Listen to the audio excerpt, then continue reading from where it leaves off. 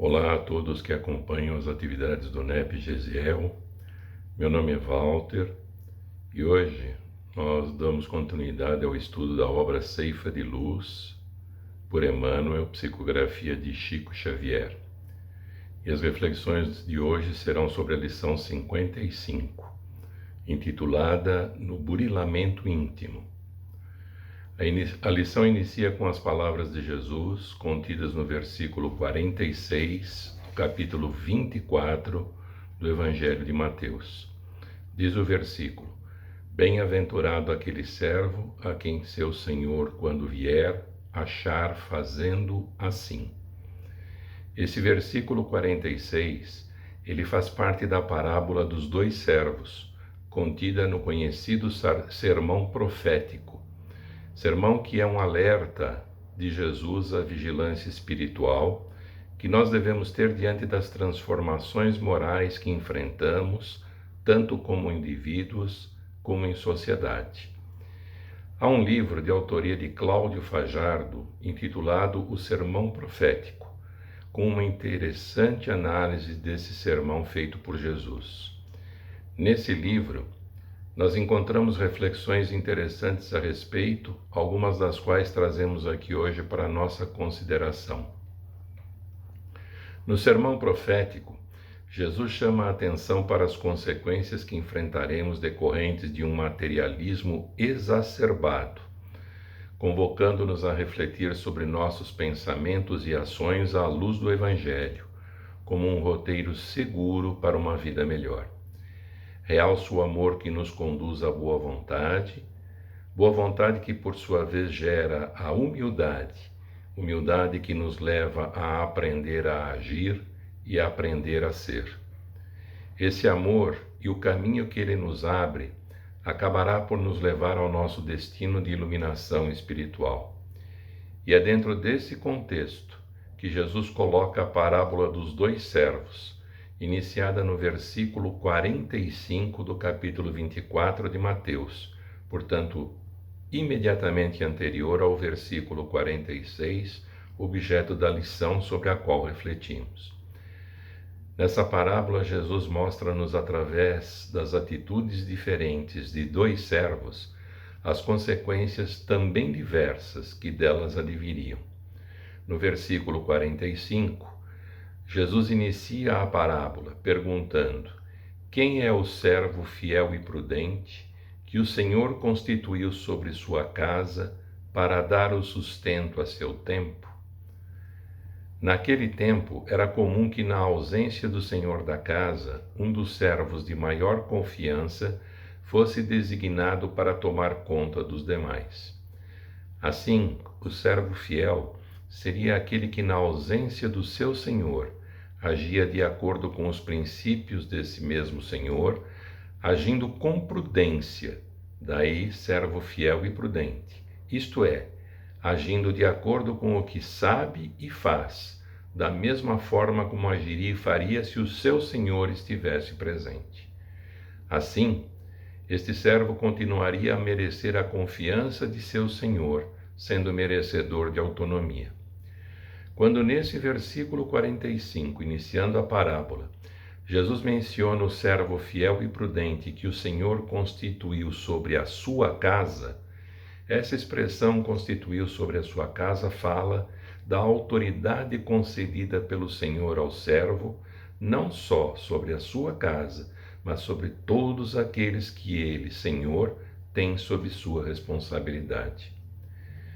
Se nós considerarmos que o universo é a casa de Deus e que, no caso da terra, seu preposto maior é Jesus, vem esse mesmo preposto com essa parábola nos conferir autoridade sobre outros irmãos, irmãos do Cristo e filhos de Deus como nós, para atuarmos fielmente, de acordo com os princípios divinos, em favor de toda a criação, sendo assim prudente que nossas ações se pautem pela obediência à lei divina, que regula o funcionamento da casa divina. Portanto, servir o próximo deixa de ser um mero comportamento religioso, mas uma atitude que nos liberta. E por que nos liberta?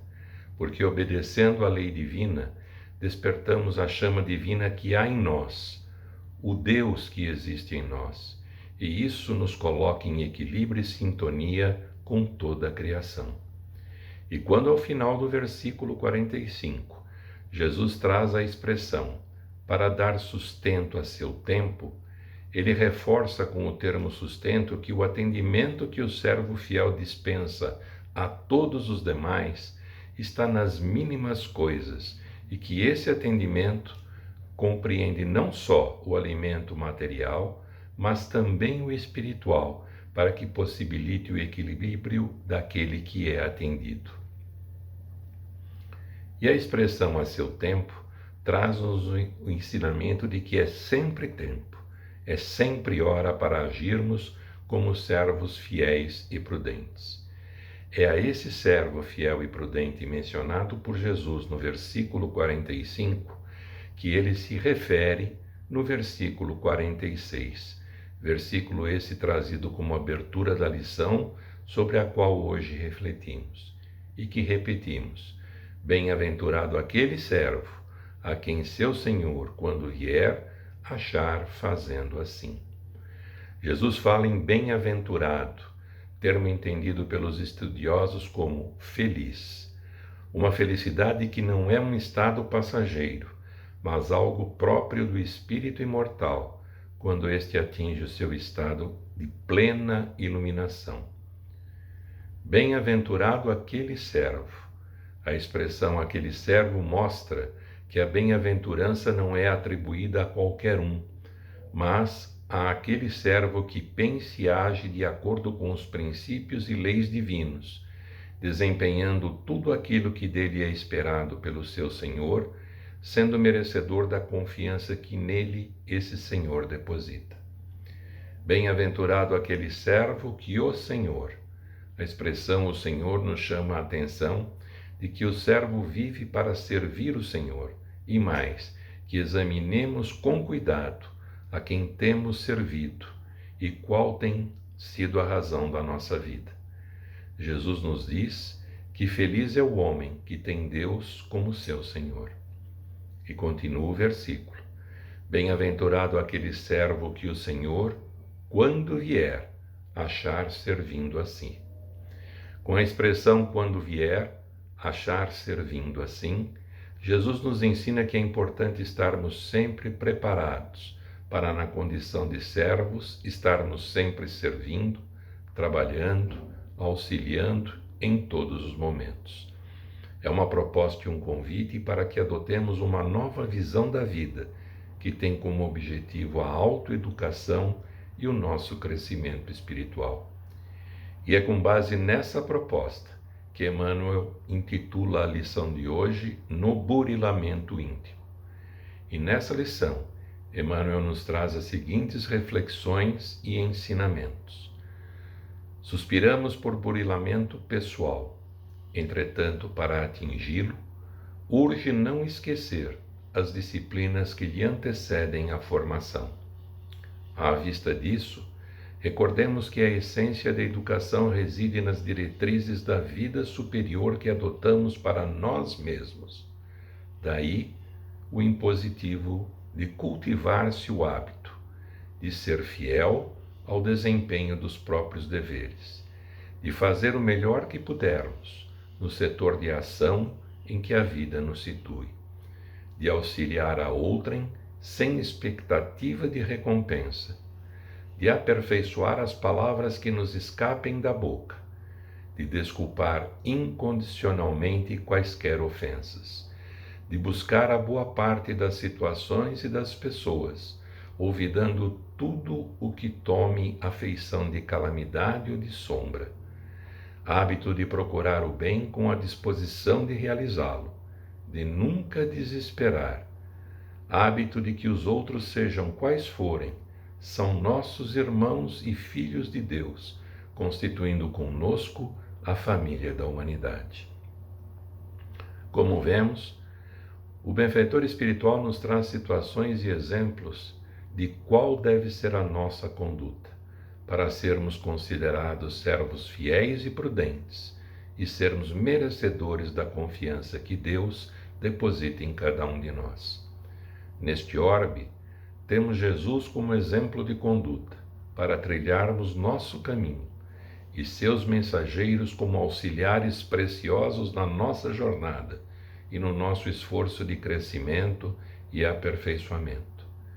Mas esse crescimento e aperfeiçoamento depende de nós, depende da nossa vontade, da nossa persistência, da nossa coragem, da nossa fé e da nossa determinação.